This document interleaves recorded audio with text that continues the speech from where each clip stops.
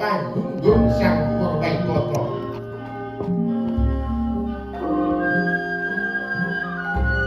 Anggi pundhita ingkang kinarya bukaning kandha semangke ingkang kinarya Kradi Dasa Purwa. Eka marang Swidyadi luwih dasa 10 purwaning kawitan. Senadyan yang upaya praja sewu datang atus desa nadyanto 100 datang jagat 3. Hadiyatine garwa bubita datang wonten kabisa juga adeking pakuwon sewu tono ya pakuwon guru pitu. Pramila sinebat pakuwon sewu tono.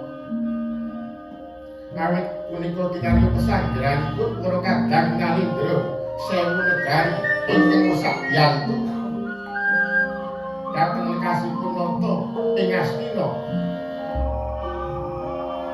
Nyenyayai dumadosipun perang Baratayuda Jaya Binangun.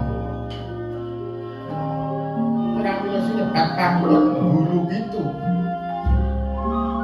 Awit mapanipun dumunung wonten telenging wana guru pitu.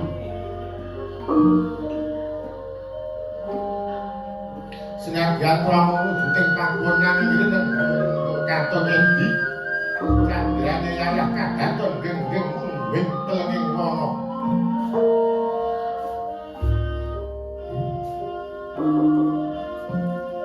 Sinten to ingkang kepareng nggali pakuwon guru pitu inggih punika warnani Ranata Binatara ing negari Ngastina. Ajejuluk Prabu Duryudana. Ya Prabu Jakapitana Gendari Suta Destratmaja. Ya Prabu Putri Pamangsa. Pramila jejuluk Prabu Duryudana. Dur awon Kuraharja dana peparing. Nata ing Astina ageng dananipun. Dana buga lumitu saben dinten. Amarga cimanipun dadan peparing tunggaling lelampaning para kawula. Ingkang kapanjen gandaran amun sangang kulawarganira pribadi dadan tunggaling lelampaning para kawula. Pramila jejuluk Prabu Jakapitana awit nalika Jendrawata wonten negari Astina. Taksih Joko Tumawulo dereng ngangguti krama silaning Pranaja. Pramila jejuluk Prabu Destratmaja. Pramila punika putra pambayut Prabu Destarata. Pramila jejuluk Prabu Tri Pamangsa Tri Tetelu Setya Wancana Lila Barang Barana Suling Pati Mangsa Wus Bestani jumeneng nata wonten negari Ngastina ketingal ageng terbawani.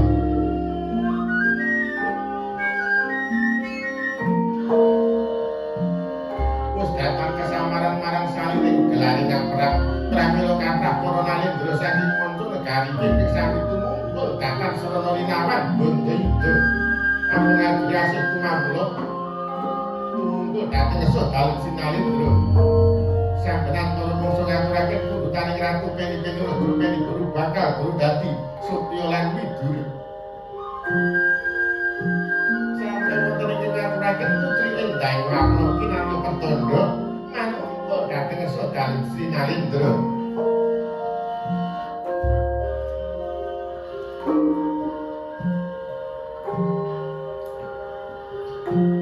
Nangkala semanten wonten ing margani pakuwon guru pitu ngawontenaken pasibaran guru. Ingkang kepareng miswanira caket pelenggan dalem sang nata punika. Nindya mantri muka pangarsa ngrangga dalem ing Astina ingkang pilenggah wonten ing kepadyan Rasa Jenar. Kepara perkara Pati Harya sing kumi. Raden Trigatal Pati Bambang Sunan.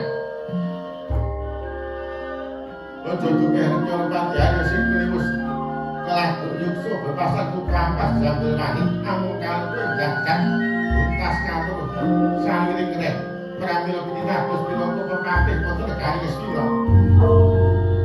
Wiswanipun karo Pati Harya sing kumi kasabetan paniti sastra ing negari Ngastina. Kadang Taruna nata Ngastina ingkang kulingga putri kasapian tirta kingalang kekasih Raden Kartomarma. Kamistara Kiswanira pungkul yayah pun demi Pratini andhek kumalipun Sutraja teken jalur ngapuran Cakastanira. Kiswanipun Raden Kartomarma sumanggu pungkul Sandyamara kadang Sentana Nayaka Praja. Mantri Bupati Semawana para Wadyabala abal-abal dumugi Pangrandawi.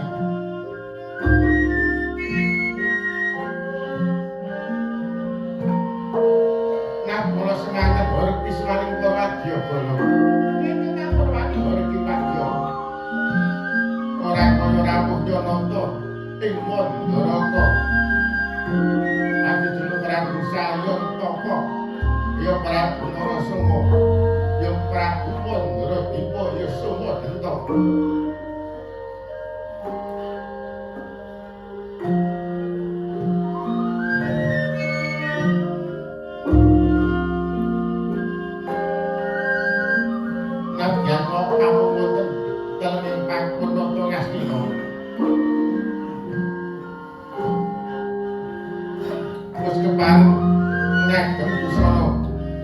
Prabuning Nalindra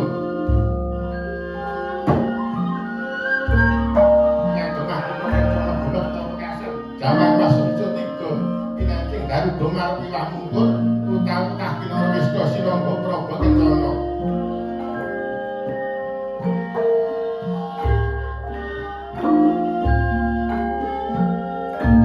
Sumping nika dipangsuring pamiyamting maring Sukyan maring loro-loro pinangsa lan baru salira pindha sarta pepinggiran atas koro kang dinepot kalmas dinepet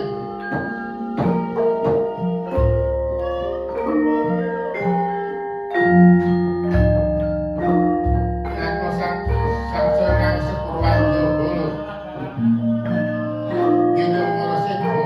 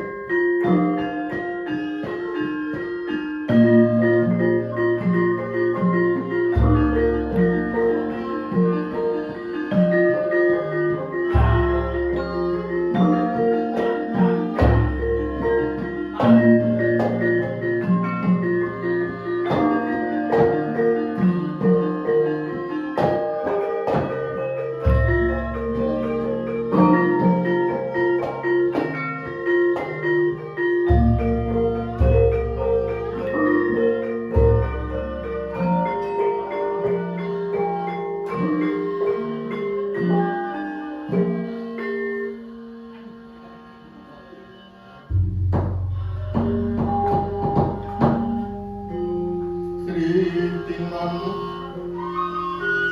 pasiwakan busana maneka warna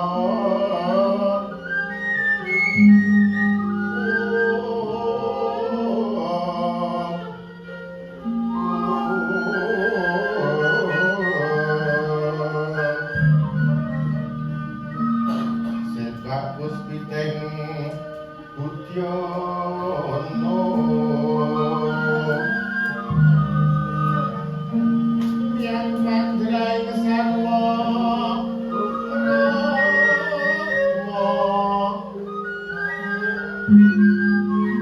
ranggeng manik Narawata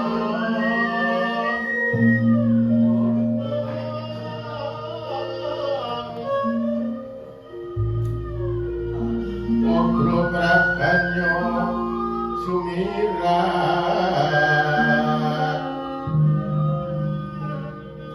kenyaring tejo liwaran lirgi lagi sering kaki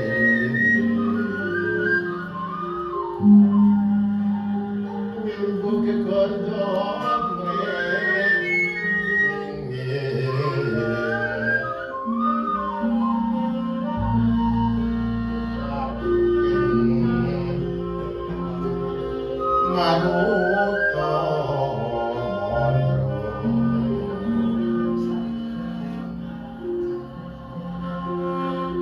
Semarang mangambara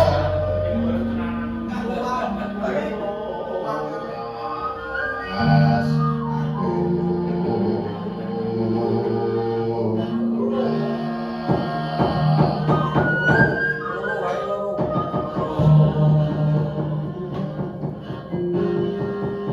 lelan kadineng kang awan sapa-sapa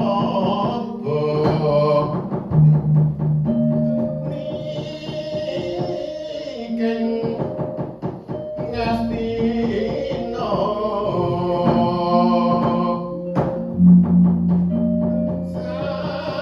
samantara tegal gurunaryo ya kresna lagu sireng prasurama yang kan wajanaka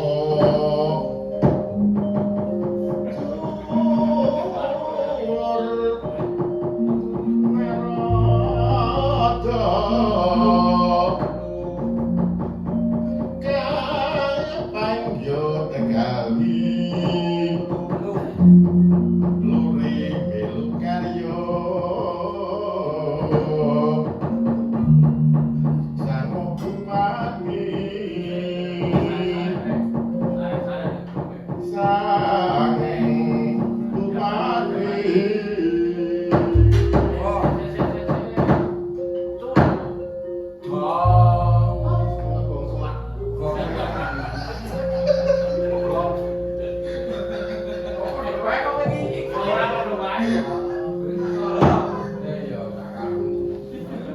Estungkul jagat manik rujuni wajib Rama Prabu Mandaraga kamu mboten pandika ngadawu Angger Prabu Duryudana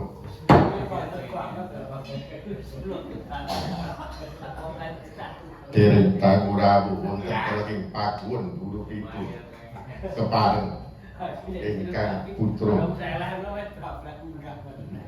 ngaturaken pambagya raharja rawuhipun Rama Prabu Mandaraga kawula pundi nampi panjenenganipun Angger Prabu Duryudana rumekaking bapa panggih sambikala Angger Prabu apuja pangestawan inggih Rama saya dikatulisanipun Angger Prabu Duryudana kula pundi mugi dados pejimat Kanjeng Rama Prabu Mandaraga Kamu Pamanaryo sing opo dene Dimas Kartomamu prayu gak numbun mulunggu kamu napa niki kados dika Kanjeng Prabu wangsul ngesanipun Kanjeng Rama Prabu Mandaraka terus pundi nggih Prabu Gus jumlah perang Bharatayuda sampun lumampah 17 dinten kelenggahan niku ing dinten kepengker Koko Adipati Karna sampun seda wonten madyaning paperangan monggo kula mestakaken upaminipun tiyang batang cangkriman kula mestakaken Koko Adipati ingkang karo kowe kekawon punapa sebab musakapipun Koko Adipati ngantos kasambeting ranang kula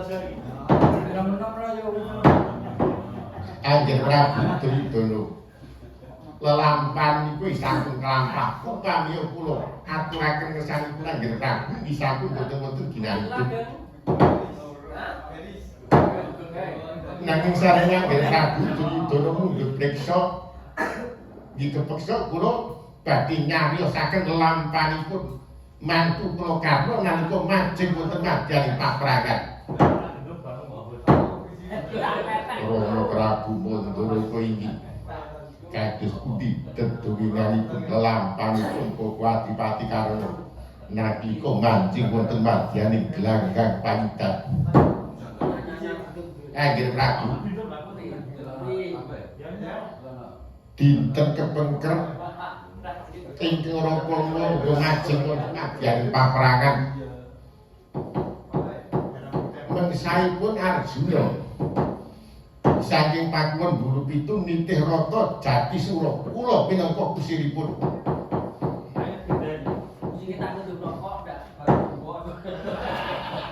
nakala semanten sampun ajeng-ajengan Karna kaliyan Janaka tangkep jojokan aran bau genti milang tatu lajeng wonten ing Gantara wonten penduduk Kendhanu dumadang sakicaring penduduk wonten naga sabong wonten ngetal naga menika saged tata jalma mrebeki dhateng ing Raka Wangga iki Kanjeng naga menika wau ngaken nama Hardawalika matur kaliyan Raka Wangga sedya nyirnaken Arjuna mangke kemenanganipun anggenipun saged nyirnaken Arjuna dipun caosaken ing Raka Wangga nanging menika malah dadosaken puntapipun Karna inggih sampun sakmenika dinten menika wae kula mangertos bilih Raka Wangga menika watak satriya saged milah-milahaken iki duduhing kulawarga iki duduhing negara sanesipun Karna rak nggih mah kaleresan Arjuna saged dipun sirnaken naga Hardawalika nanging malah menika dadosaken puntapipun Karna pusana naga wau badhe dipun dawuhi pusaka kala detik lajeng kesah dhateng pundi kula mboten mangertos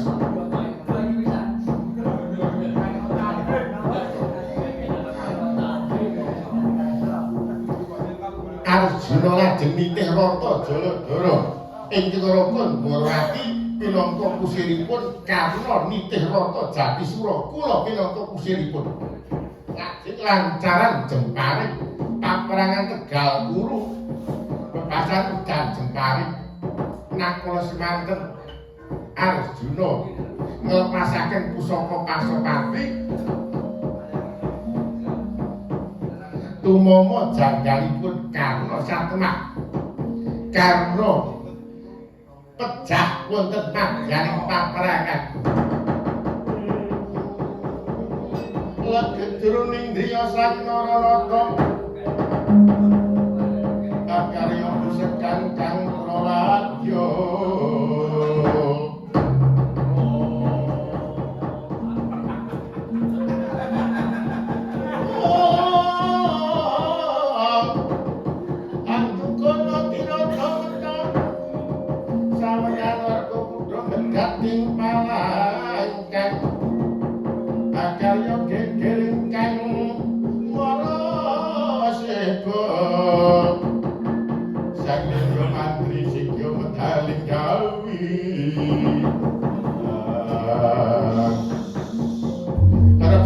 permanent katano baparangan sing pasowanan pakuwon ing Hulu Pitu kaprabawan pengendikanipun nata Mandara Prabu Sayantaka nang kula semanten urip iswaning para wadya ing kalungan urip ing para wadya ora kaya kladaripun Bapak Swatama.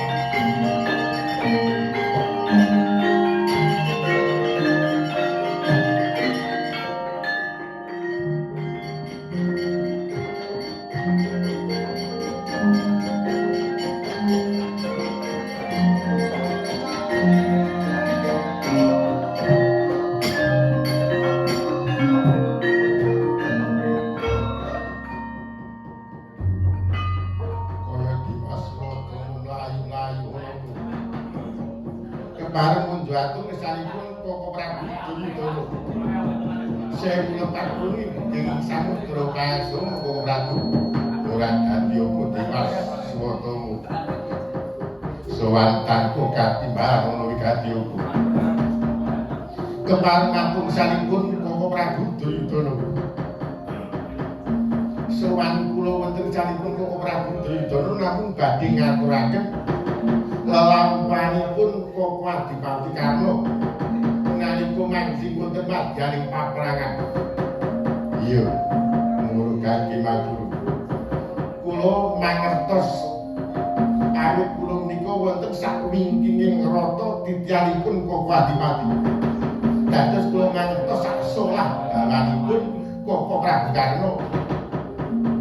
Iya, kepiye lakunipun Prabu Basudarma.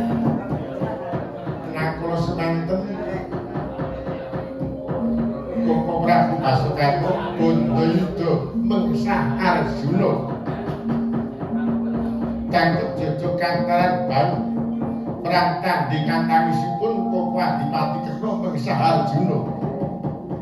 Sasampunipun punika lantaran jemparing Koko Prabu Basudarma mentrang Gendhewa Kuntawijaya Danu sinandhangan Parastra Wijaya Caka ingkang tinanulesan kedahipun jangganipun Arjuna.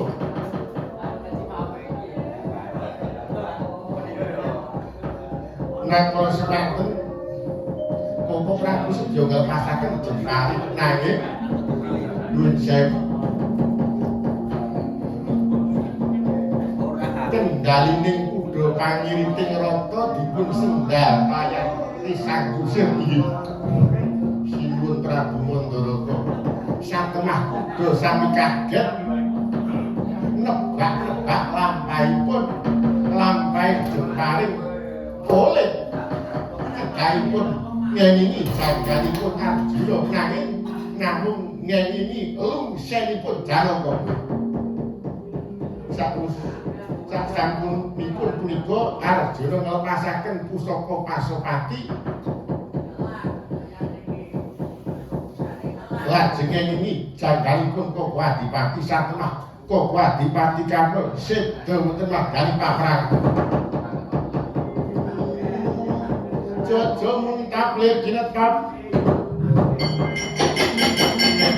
cak mundaran dir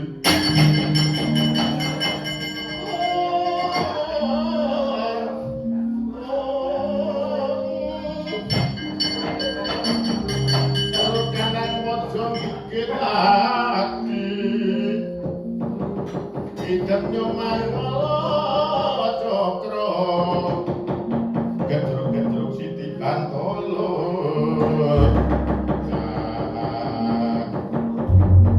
Anggir Prabu Duryudana kados pundi Kanjeng Rama. Wekdal nika kepareng mboten kepareng. Wekdal badhe kula suwun badhe kagem menapa. Namun badhe kagem mangsuwi tiyang ingkang dhat ngerweteh ngatur kesanipun Anggir Prabu Duryudana. Kula sembanggaken nanging ampun ngantos duka Kanjeng Rama. Iya. Swatama. Wonten dawuh. Aku sing mau ruwoke apa iki dadi aturku. Kowe maturake akeh ana ngesane Anggir Prabu Duryudana kuwi aturmu nganggo waton apa ya mung waton matur. Ora dadak tak takon. Kalau untuk kuwi duweni pandhawa karo aku, kalau untuk kamu anggone kalah, anggone mati kuwi mergo aku ingkang digal, aku ingkang dadi jalaran. Upama mripatku ki ora weruh kupingku kudune ya krungu. Upama kupingku budhek mripatku ya mesti weruh. Karena kuwi apaku, Janaka kuwi apaku. Karena kuwi Citra putra mantu Mandharaka dadi judul dawuhe Suktikanti. Mongko ing ngadani perang Bratayuda ki Anggir Prabu Duryudana kuwi ya mantuku. Apa kelakon wong tuwa nyoroke anak mantu. Lah nek Janaka karo saya kuwi cetha wong liyan grayan. Apa nek karo saya? Swatama kaya mengkono iki dadi aturmu kuwi padha karo kowe sedya golek kamuten nanging kanthi ancik-ancik sirahe wong liya drun. Yen kowe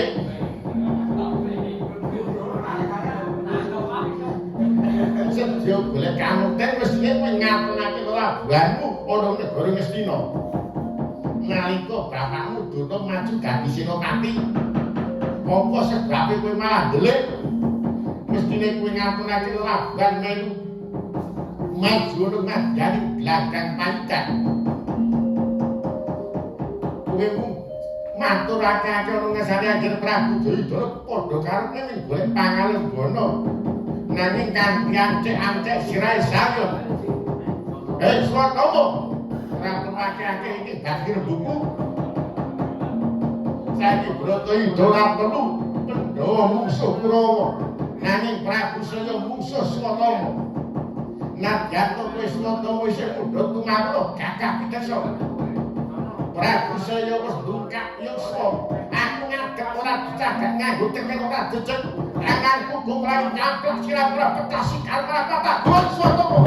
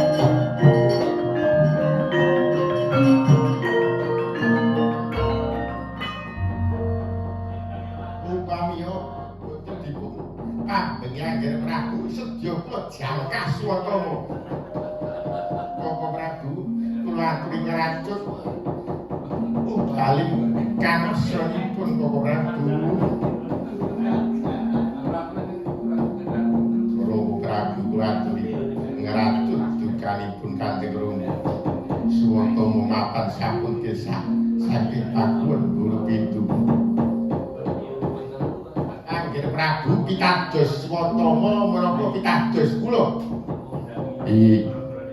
Pitados Kanjeng Rama. Kula nggadahi panggung. Swatama kedah kisah saking wewengkon negari Ngastina. Sok sinten tiyang ingkang ngayomi Swatama sedya dipun katutaken dosa kalepatanipun Swatama. Kanjeng Rama iki Kartomarma nuwun wonten dawuh.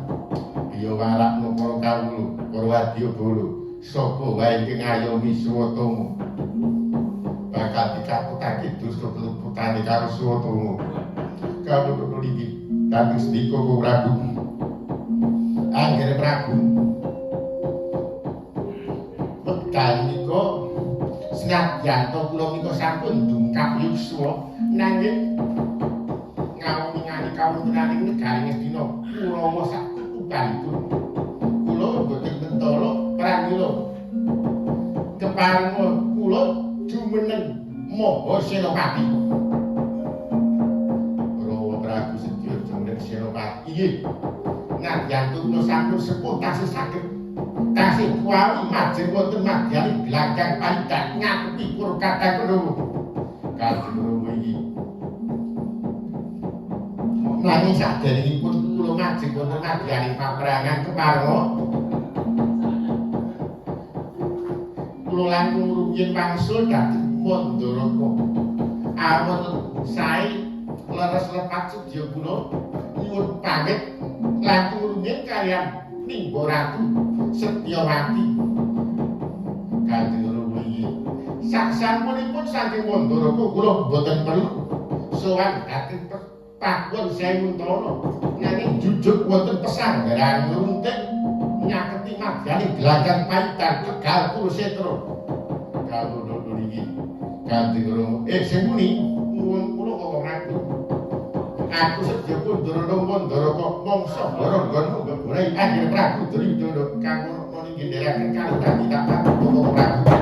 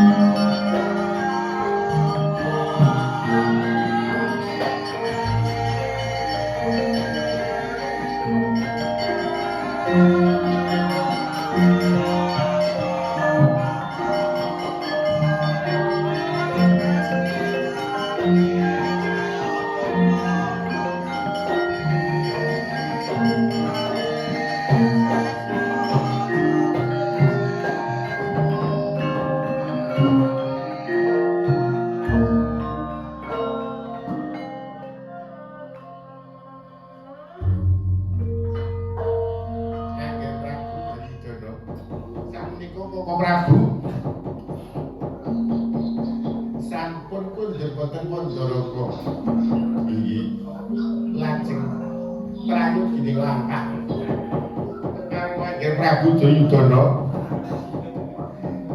daku minangka Senopati pengapit cucuking ajurit wonten bebasan ngobori ngapeten bapati ngarungkut urung menyini lampah majeng wonten madyaning paprangan perjuriting Pandhawa mangke saged dipun adupi kanthi Senopati pengapit Senopatining Pandhawa mengsaipun Maha Senopati Ngastina nggih Koko Prabu Salya paman Arya iki lajeng sinten paman bebasan kula sampun tupes tapis boten wonten ingkang saged dipun pititados dados Senopati keparenga kula ngajengaken anak kula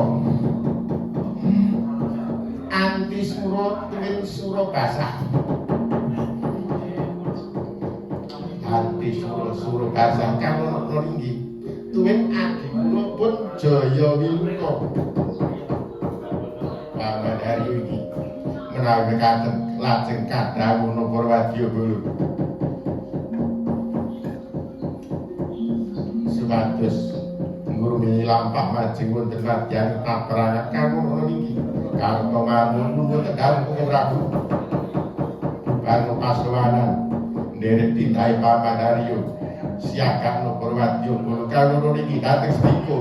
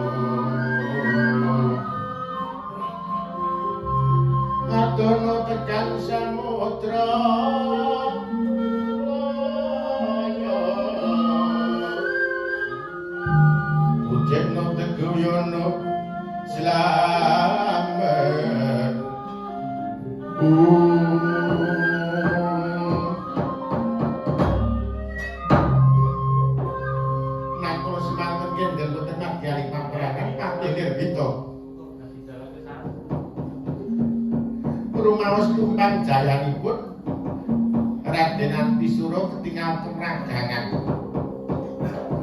gendel sawetawis wonten tepining paperangan nang kula semanten wonten dandang miber-miber wonten satunggiling paperangan Tegal kaya nyau-nyau gerananipun Patih Nirbita satemah ngumun jroning penggalih mangkono cipta wrenggani rumangsa kunggonku Bhatayuda musuhku kemragangan aku leren sawetara ana pinggiring pakuwon Rangga Kumbala dumadakan lan ana dandang lelunggungan kaya nyau-nyau gerananku iki pertanda apa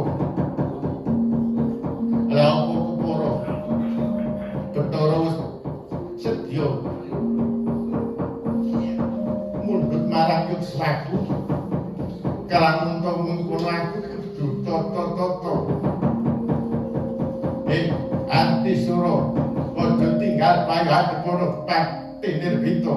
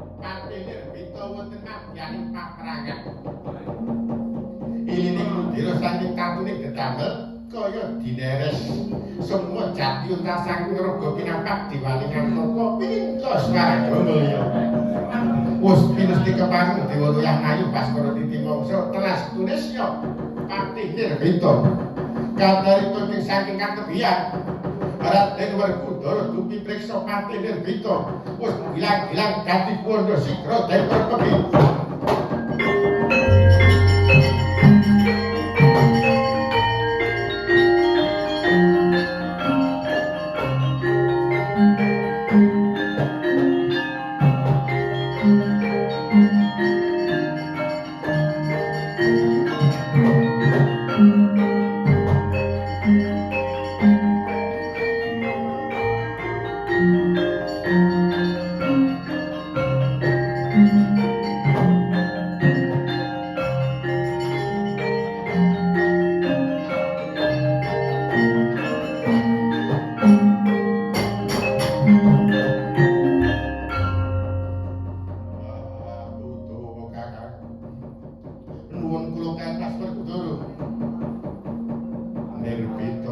kaget wis tumekaning pati sapa iki kaki mungsuhe ingkang dirake Nirbita kaget mengsaipun nika adi kula iki nika anti surat tuwin suruh basa anti suruh basa anake sing kuwi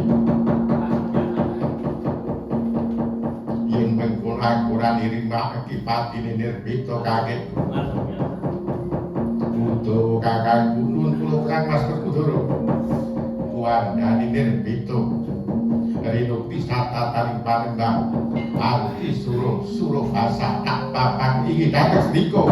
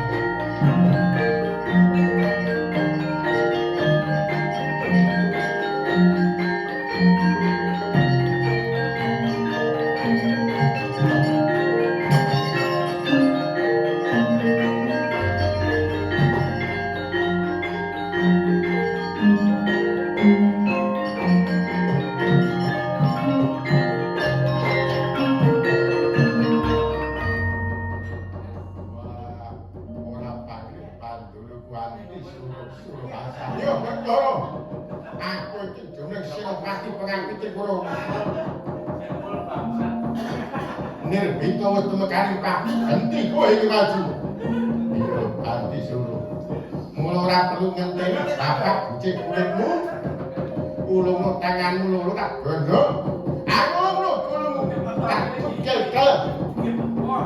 mestakamu tak cangkeng ngono pakun bulu pitu taku pengewane Pak aku ki Koko Prabu Dayudana waton bisa muwes kowe iso nugel gone Werkudara janji sentek putri Werkudara ora janji ora tinggal tak idak dhewe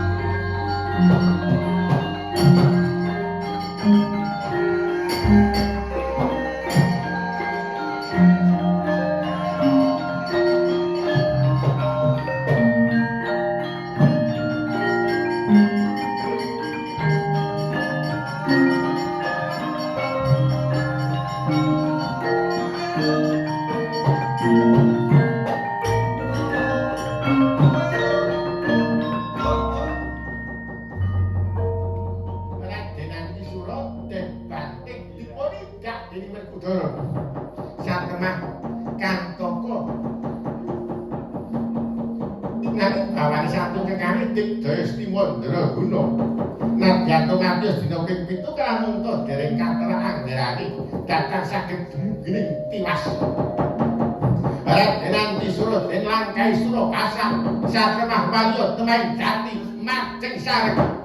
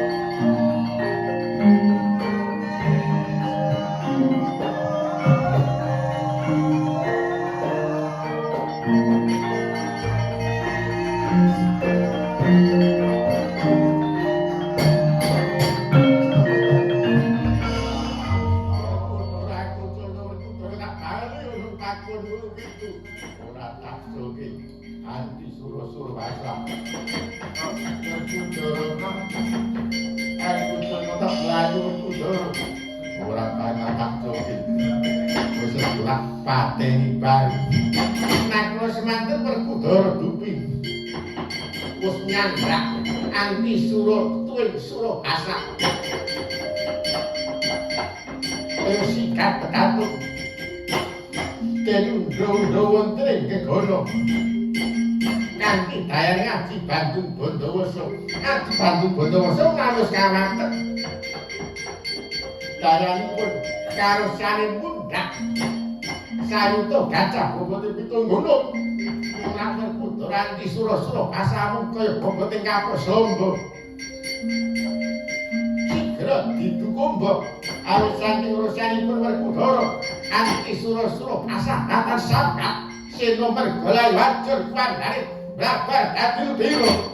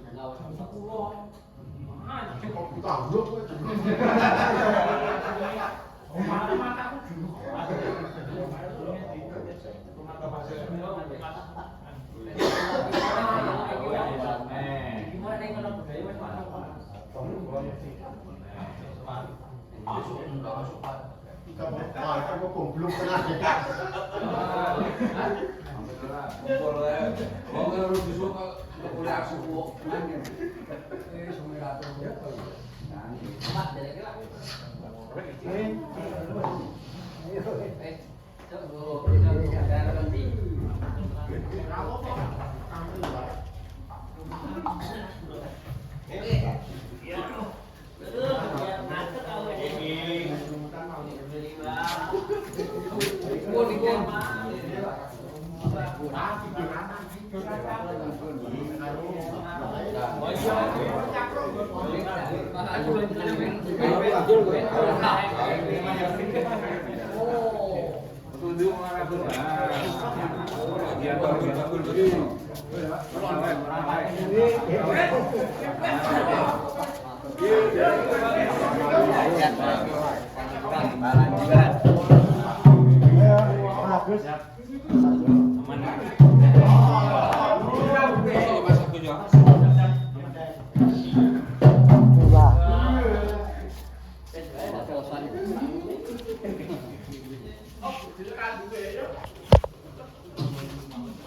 Cek tuh. Ini kayak kita cek yang palingan. Dong. Yang palingan kayak lakonnya anu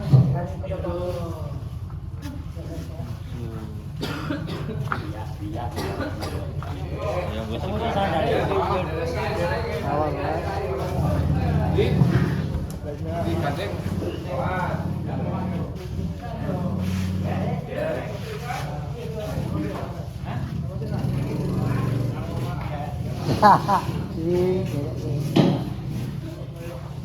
Pak Janan ini.